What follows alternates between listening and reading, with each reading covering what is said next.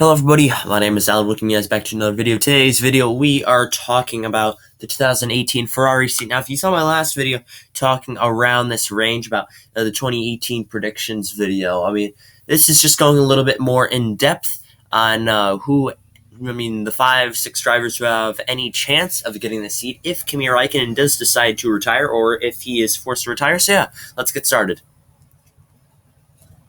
Fernando Alonso. First of all, we will have a picture of him and his stats in the picture. He's raced for a long time, so that's why it's very blurry. But yeah, at each bullet, we'll just explain little facts. Like Flavio and Bernie both suggest top teams about Fernando, and especially Bernie suggests Ferrari to Fernando Alonso. Ferrari are also willing to repair bridges with Fernando, knowing that their car back then was not capable of winning championships. But Fernando Alonso, he was able to overdrive the car. If you look down the stats from 2010 to 2012, look how many wins he got. While Felipe Massa could only get 1 or 2 podiums per season in that car. It kind of shows how great of a driver he is. Next, Fernando Alonso engine switch will not change his mind on leaving McLaren. That article came out a couple weeks ago on if they change to a Mercedes engine or an Alfa Romeo badged engine, he still will consider leaving the team despite the engine change. Like he said, he's planning on leaving if the team does not get a win by September. A quote from him saying, "I will be winning in 2018. Let's be real here. McLaren is not going to win next year, so the chances of him driving for the team is very little. He's also, like I mentioned, one of the greatest drivers in the modern F1 era, as you can see. He outperformed the Renault car to get its championships back in 2005 and 2006, outperformed the Renault car fantastically against Nelson Piquet to get 3 podiums and 2 wins in 2008, and then 2010 to 2014 overdrove the Ferrari. 2014 the car was shit and got it 2 podiums while Kimi Räikkönen finished 12th in points. If you look at Fernando Alonso, compare him to his teammates, it kind of shows how great of a driver he is. Next, you have Max Verstappen. Again, Christian Horner did say he was locked into 100% contract for 2018. However, Max Verstappen was asked to be released from his contract. Ferrari are also interested in Verstappen for 2018. Verstappen doesn't expect much from the 2018 upgrade for the Renault engine. Also, car problems from him should not be happening from Red Bull as they're one of the top teams. Also, Jos Verstappen is not happy with Horner, and he wants out of his Red Bull contract as they promoted Jos Verstappen for a talent finder for Red Bull, I believe, and he already wants out of his contract. As you can see, 4 retirements in 2017 with only 1 podium, whereas in 2016 he had 2 retirements with Red Bull and 1 with Toro Rosso in the 4 races he did with that team. So yeah, Max Verstappen, I would say it's going to be either Fernando or Verstappen. Then the next drivers are probably not likely, but they're still in here. Next, we have Sergio Perez, and you're probably wondering why Daniel Ricciardo's not on here. Actually, there wasn't enough sources to prove that he was going to Ferrari, so I could not add him on here. Same with Charles Leclerc and Carlos Sainz. Not enough resources I could find to support that, but here we go. Sergio Perez, he has Mexican company Claro backing him at Ferrari, so if he decides to go, he can bring that company Claro with him, bring a little bit of that sponsor money with him. Also, a 1-year deal for us in 2017, so it's likely that he may not stay on the team for 2018. Also, Perez, 2018 decision will be one I wanted to make all along, meaning, well, if he's been on Force India for such a long time, how about his 2018 decision he's been wanting to make all along? Is he leaving the team? Is he going to Renault for a factory team? We don't know.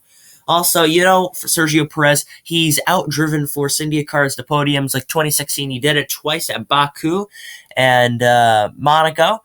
And then if you look at 2015, he also did it at Russia and Bahrain in 2014. And look at 2012. Almost beat Fernando Alonso. But then again, that Ferrari car 2012 was utter shit, to be quite honest.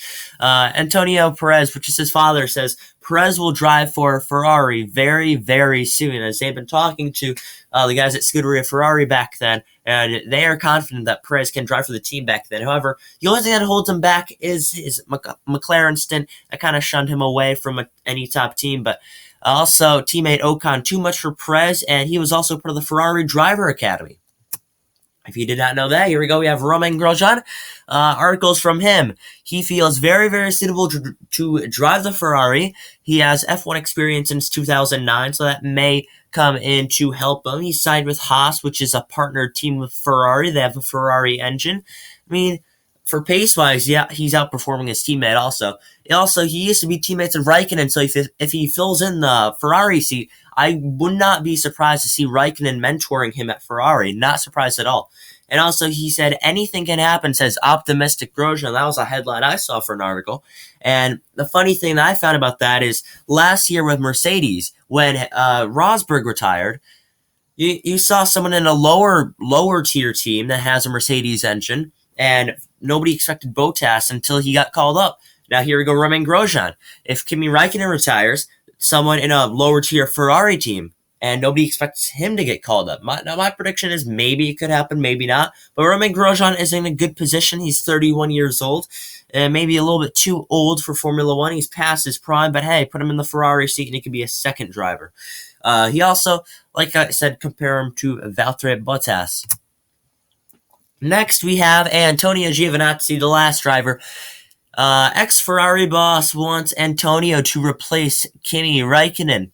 He commented on the Italian, saying he has Italian heritage, something that the team desires, as their last full-time Ferrari driver was Ivan Capelli back in 1992, and I believe that the last driver that Scuderia Ferrari did have was Giancarlo Fisichella and Luca Badoer back in 2009, but other than that, they haven't had a full-time driver since Ivan Capelli, and the last Italian champion since Alberto Ascari back in 1953.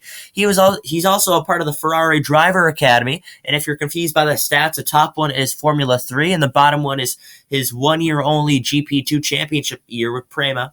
And remember, if you're saying he only got 5 wins and 8 podiums in with Prema in his rookie year, that's not that good, but many people say you have to realize that in GP2, your first year most of the time isn't always good. Remember, this was Prema's first ever year in GP2, and literally in GP2, the majority of the cars are pretty equal with each other, so the win columns are all over the place, so it's really just by driver skill. And Antonio Giovinazzi was able to finish second in points. So there you go. He's also third driver for Scuderia Ferrari, so don't expect him to stay that for long. Again, like I said, runner-up for GP2, Antonio Giovinazzi looking very, very strong. So, who I think will get the drive? Realistically, it's either going to be Fernando Alonso or Max Verstappen. But obviously, if you guys know me, who I want to see Antonio Giovinazzi. I've been a fan of him since Formula 3 back in 2014. I watched one race, and one guy that captivated me on the TV screen was Antonio Giovinazzi. How he was so daring to make overtakes, how fast he was, and it's kind of rewarding when you're a fan of someone before they make it big, and then when they're about to make it big, and I don't know, it's sort of something like that. But yeah, thank you guys for watching. My name's Alan. If you guys want to see more for the videos, I have an HRL race coming up on Saturday, 3 p.m. Eastern. Tune in for this channel later today for the HRL British Grand Prix.